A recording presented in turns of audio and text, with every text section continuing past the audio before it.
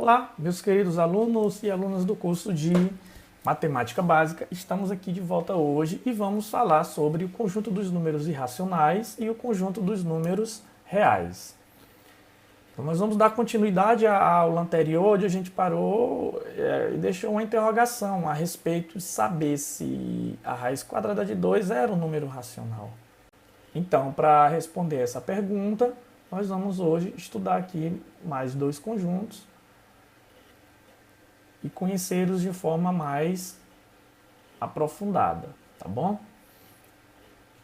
Então, surge então uma pergunta: será que os racionais cobrem toda a reta? Ou seja, existem pontos da reta que não representam números racionais? Então, lembra que eu falei na última aula que sempre a gente conseguia mostrar entre dois racionais um outro racional.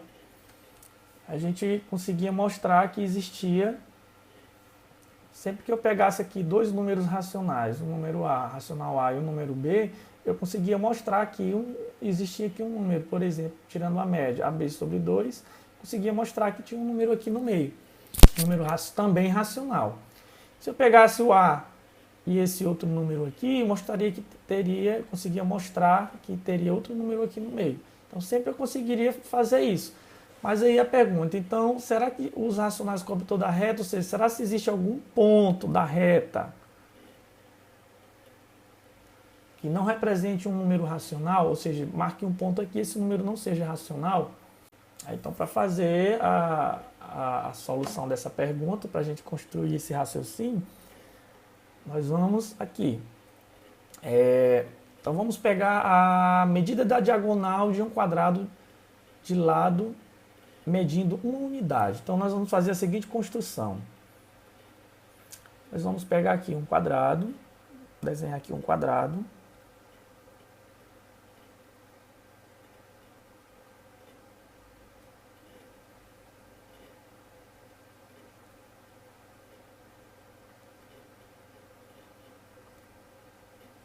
Não ficou bem desenhado não, mas é um quadrado. E esse quadrado aqui ele vai ter medida de lado igual a 1. Tá bom?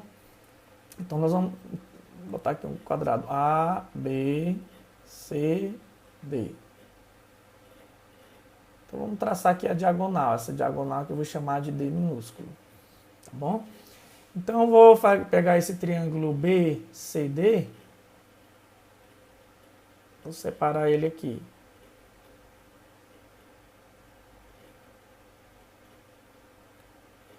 O triângulo B, C, D. Aqui um e aqui a diagonal. Então, nós vamos fazer o seguinte, a gente vai aplicar aqui o teorema de Pitágoras. A gente vai aplicar o teorema de Pitágoras nesse triângulo retângulo.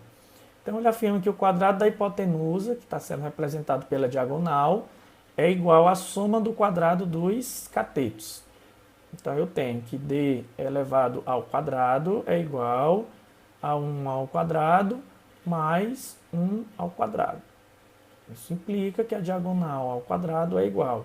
1 ao quadrado dá 1, 1 ao quadrado dá 1. Então, eu vou ter 1 mais 1. Então, isso implica que a diagonal ao quadrado é igual a 1 mais 1, 2. E eu chego à conclusão que a diagonal vai ser igual a raiz quadrada de 2. Aí você pode se perguntar, opa, mas que número é esse? Que número é esse?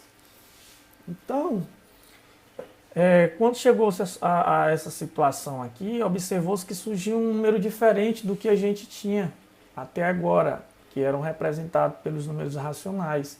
E aí surgiu esse número da forma raiz quadrada de 2.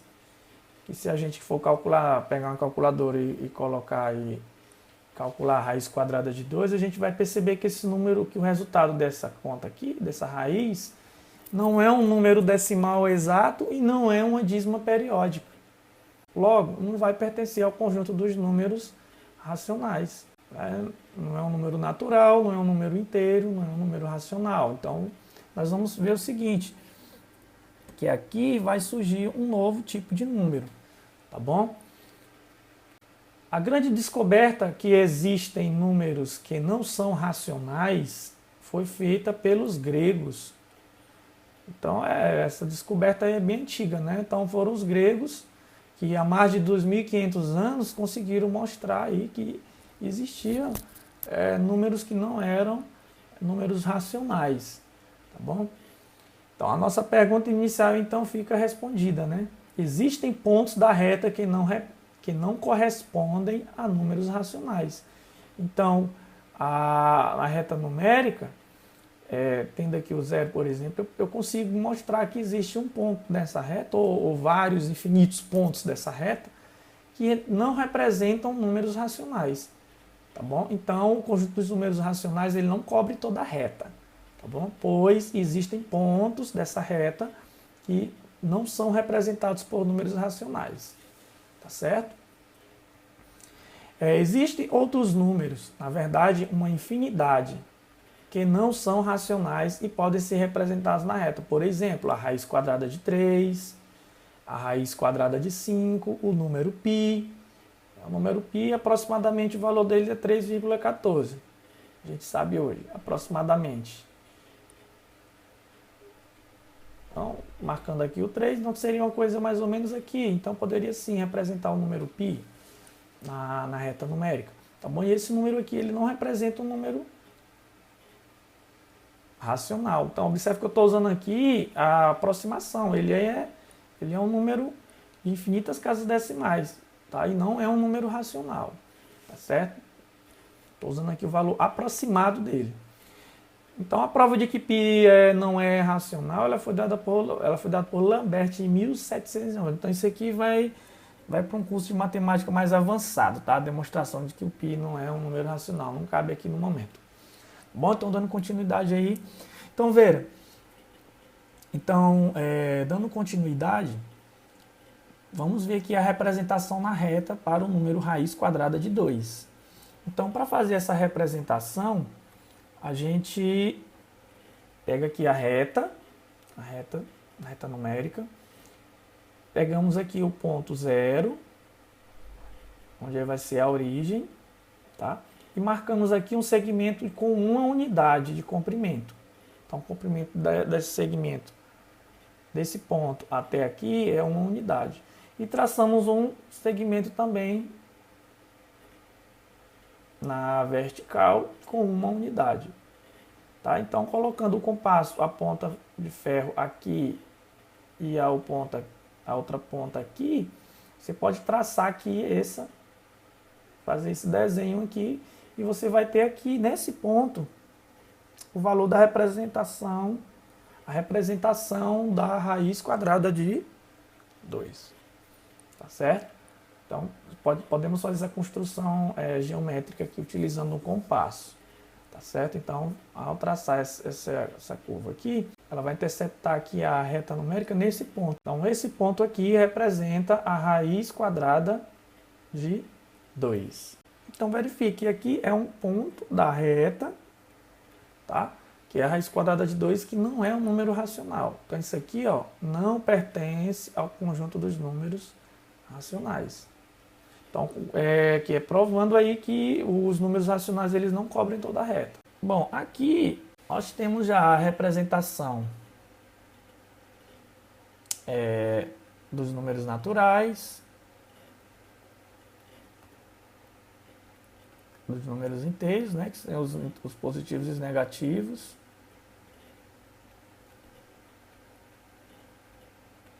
Os números racionais, que eu posso representar na reta também, tá bom?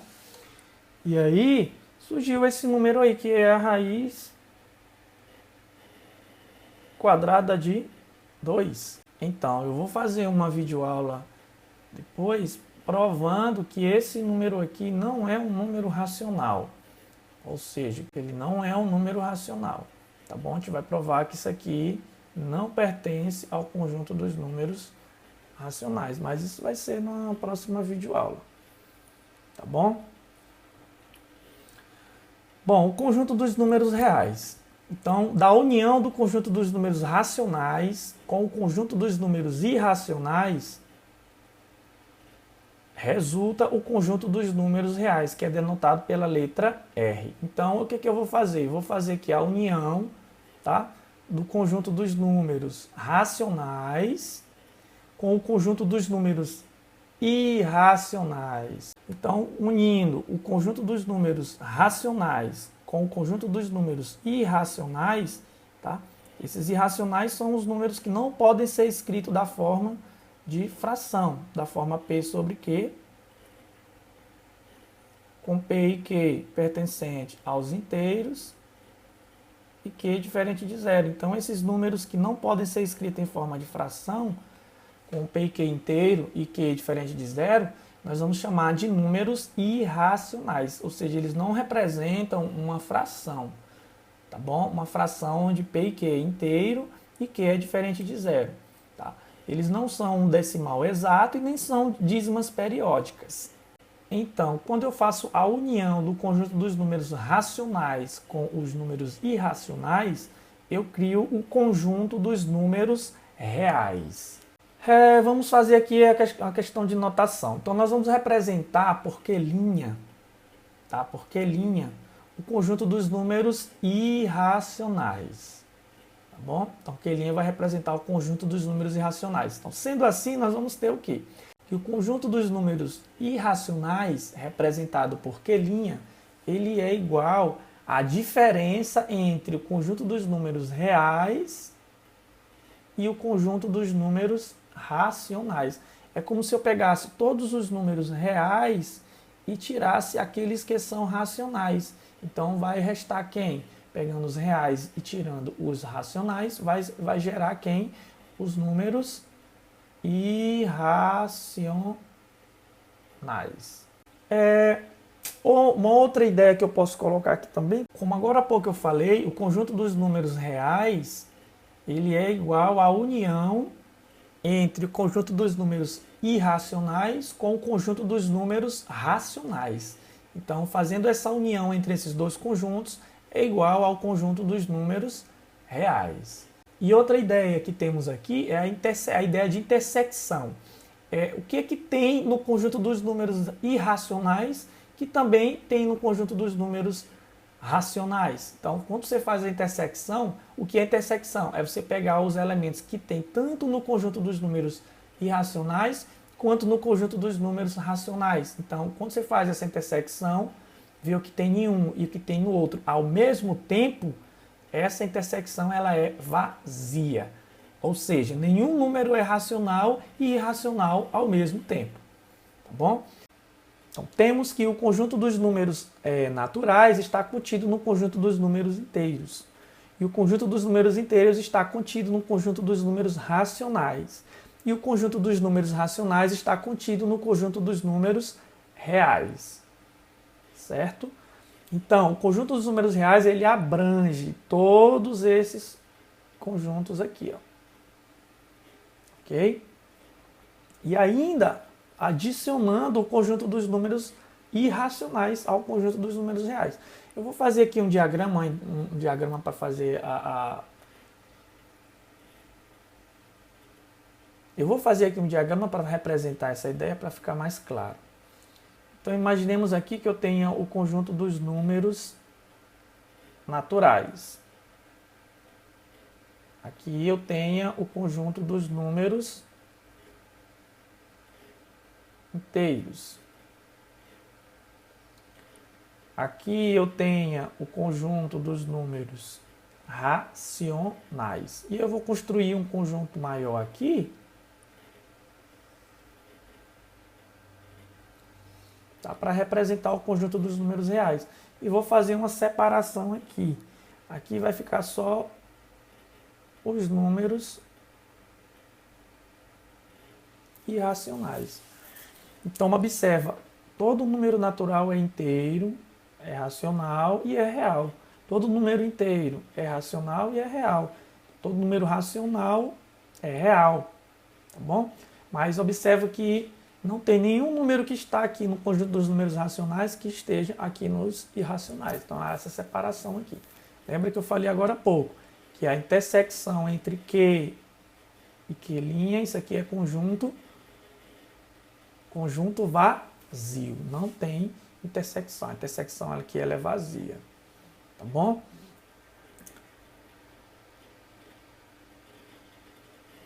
Observações que temos que fazer aqui. Então, o conjunto dos números irracionais, ele é infinito. Então, o conjunto Q', ele é infinito. Por exemplo, posso colocar aqui 2 mais a raiz quadrada de 2, 3 mais a raiz quadrada de 3, mais 4 mais a raiz de 2. Então, observe que eu tenho uma infinidade de números que são irracionais. Então, esse conjunto aqui ele é um conjunto infinito, tá bom? O conjunto dos números irracionais ele é infinito, tá bom? E só frisando que esse conjunto dos números irracionais ele é até bem maior do que o conjunto dos números racionais, tá? Mas isso aí é uma prova para um curso de matemática mais avançado, mas guardem essa informação. Então, ao resolvermos problemas aplicados de matemática que recaem em equações, como do tipo x² menos 2 igual a 0, verificamos que o conjunto Q ele é insuficiente para representar a solução de tais equações. Portanto, podemos pensar em R como uma ampliação de Q. Então, ao resolver essas equações do tipo x² menos 2 igual a 0, nós vamos calcular aqui que o x é igual a mais ou menos a raiz quadrada de 2. Então, o conjunto solução da equação é menos a raiz quadrada de 2 e raiz quadrada de 2. Bom, se formos pensar que o conjunto universo da solução dessa equação seja o conjunto dos números racionais, essa equação ela não vai ter raiz, porque a raiz quadrada de 2 não é um número racional. Então, o conjunto Q ele se torna insuficiente, tá? Para representar todos os números. Tá? Números que são soluções dessas equações, como por exemplo x² menos 2 igual a 0. Então esse conjunto ele se torna insuficiente. Então é necessário fazer o quê? Uma ampliação do conjunto dos números racionais. Para quem? Para o conjunto dos números reais. Terceira observação. Matematicamente, a palavra racional ela está associada ao que? Ela se refere à razão. Tá? Quando fala essa razão aqui, isso aqui é o quociente, é a divisão de um número P por um número Q, é uma fração. Tá? Lembrando, onde P e Q pertence ao conjunto dos números inteiros e Q é diferente de zero.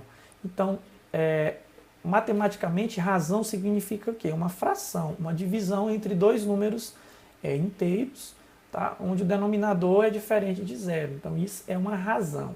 Então, o quociente de dois números inteiros, Então, irracional, portanto, se refere à ausência de tal razão. Ou seja, significa que o número ele não pode ser escrito na forma de uma fração, cujo numerador e o denominador são números inteiros e o denominador é diferente de zero. Então, não consigo expressar um número irracional em forma de uma fração onde o numerador e o denominador são inteiros e o denominador é diferente de zero. Eu não consigo. Então, tá aí, a razão é o quociente entre dois números. Então, irracional se refere à ausência de tal razão. Então, por exemplo, a raiz quadrada de 2,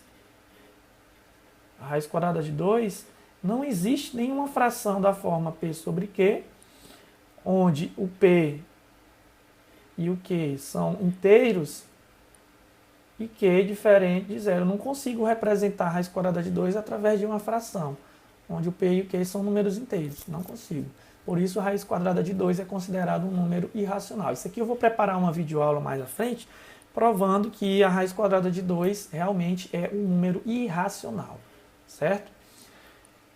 Então, quarta observação. Recentemente surgiu outra divisão dos números reais. Então, nós podemos dividir os números reais em números reais algébricos e transcendentes.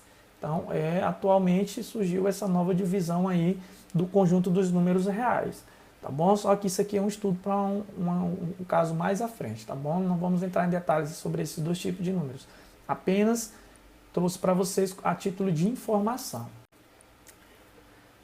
Então, deixe aí o seu comentário sobre a aula. Se você gostou da aula, clique aí abaixo em gostei, tá?